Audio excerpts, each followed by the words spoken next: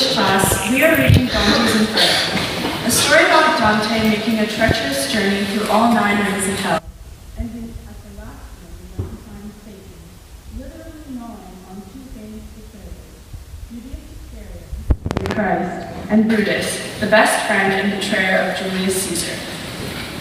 Having spent the last 3 weeks in hell has caused me to reflect on my own actions and question whether or not they are consistent with the words that I say.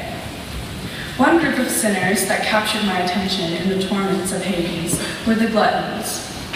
Nowadays, we don't think of gluttony, once one of the 7 deadly sins, as deserving of punishment at all. After all, most of us regularly snap a picture of our food or find ourselves flipping to the Food Network. However, gluttony goes beyond just food. Our excesses drive us to lust for another pair of shoes we don't need, the latest iPhone, or having the most likes on social media. Recently, I found myself walking down King Street on a Sunday afternoon, my stomach full of comfort food from whatever restaurant I had gone to that day. I shyly passed by a skinny man on the sidewalk with a sign reading, "Hungry, anything will help." My wallet dangled from my wrist, and I walked on with my friends, heading to an ice cream shop for dessert. A sharp pain of guilt stabbed me in my perfectly full stomach. Why did I choose to keep walking instead of helping this starving man, begging for any crumb to satisfy him? Why couldn't I leave the $3 I was going to use for something I didn't need and give it to that man? I even turned to look back at his thin frame, but I remembered him, and he probably didn't remember what I looked like. And I see him every time I pass a starving person on the street. Why I cannot spare any coinage, I do not know. I keep questioning why. Why do I continue to walk? My selfish desires make me blind to the fact that there are people in need all over the world, even some lying in the streets of my own city. One of the worst feelings is knowing and thinking about doing something right, whether it be picking up someone's dropped pencil or holding the door for a perfect stranger, yet never putting the thought into action. It is not just our words that define us. We also need to practice what we preach. It's not enough just to say that we have faith. We must actually show that we have faith. Our world is filled with tragedy and heartache. News headlines proclaim to us every day the plight of those ravaged by war, by hunger, by homelessness and hopelessness.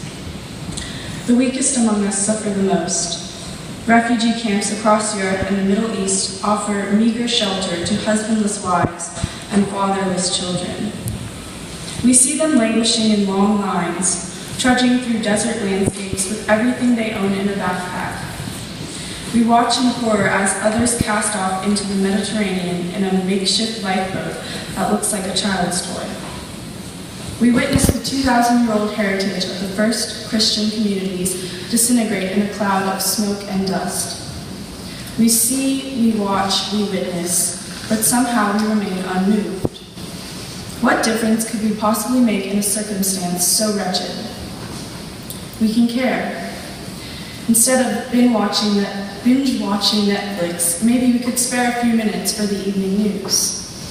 Maybe we could do something as novel as reading the newspaper. Maybe we could actually listen to Miss Clark for once instead of zoning out and playing on our phones. Maybe we could research the hundreds of charities that support these destitute ones, and then actually give that $100 we were going to spend on that pair of Jack Rogers and offer it up to those who need it more. Over spring break, I found myself again walking down King Street. I saw a cardboard sign come into my peripheral vision, and next to it a man in tattered clothes was sitting. I did not read the sign, and I continued walking at first, but my mind kept telling me to stop. So I did. And my friend stopped too, and I told her that I wanted to give him some money. We both turned around and handed him a few dollars, and he graciously accepted. Big deal, right? But for me it was. It was a first step. Finally, I did something that actually meant something.